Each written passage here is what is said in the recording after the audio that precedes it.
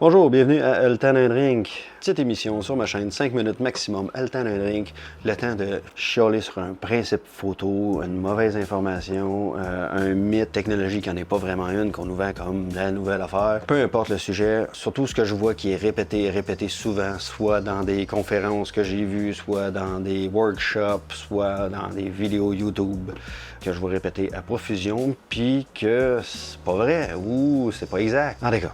Donc, pour ceux qui ne me connaissent pas, je me présente, Pierre-Luc de Montigny, photographe, amateur depuis 25 ans passés. Vous pouvez voir quelques exemples ici.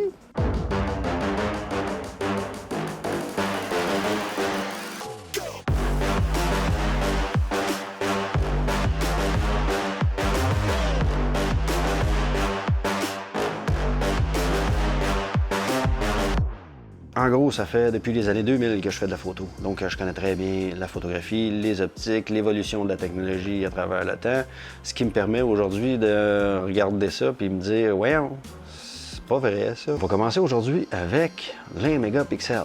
Ça fait plusieurs workshops ou conférences ou vidéos YouTube que je vois de personnes qui me disent, des professionnels, là, des kingpins du domaine, là, qui me disent « J'ai choisi de prendre le Canon 5 R5 parce qu'il y a un capteur de 45 mégapixels, le R5, je sais pas, je l'ai pas. Ou le Fuji X, je sais pas quoi, qui a un capteur de 100 mégapixels. Parce que j'imprime en de très grands formats. C'est pas vrai. Premièrement, je vais vous démentir ça tout de suite là. On arrive chez Costco, ils nous mettent le gros TV 60-65 pouces d'en face.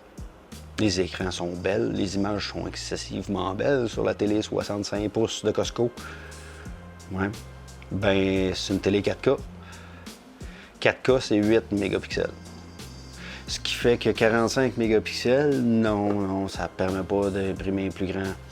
Le principe est très simple. C'est que plus que j'imprime en grand, plus que pour regarder mon image, il faut que la personne qui regarde l'image se recule. Donc, il y a une distance de visionnement.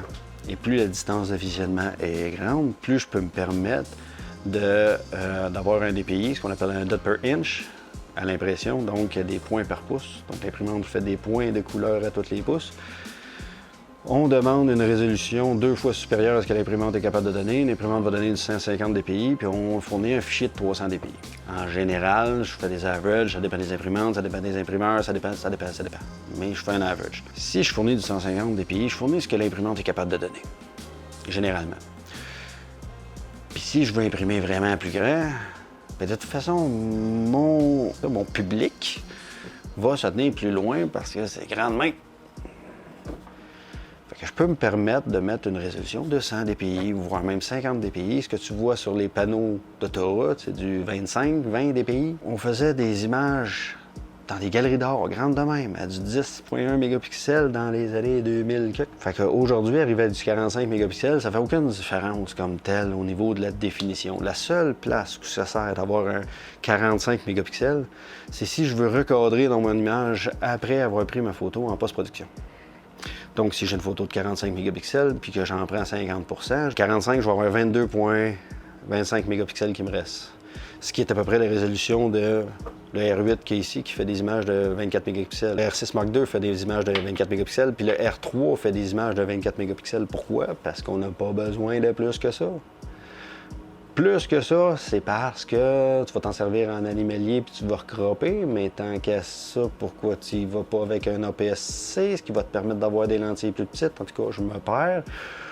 Mais grosso modo, ça sert plus à grand-chose d'avoir beaucoup de mégapixels, à part cropper dans l'image. Quand tu es rendu à cropper plus que 50% de ton image en post-production, c'est parce que tu sais pas cadrer, c'est juste ça que ça veut dire. Là. Sur ce, après en avoir fâché peut-être plus qu'un qui se sont achetés ça en pensant que c'était la grosse chisel, mais que finalement, ça ne l'est pas. C'est les compagnies qui vont vous mettre des gros chiffres pour essayer d'avoir des ventes, mais c'est pas réellement utile au final. Donc, achetez pas votre appareil en fonction du nombre de mégapixels.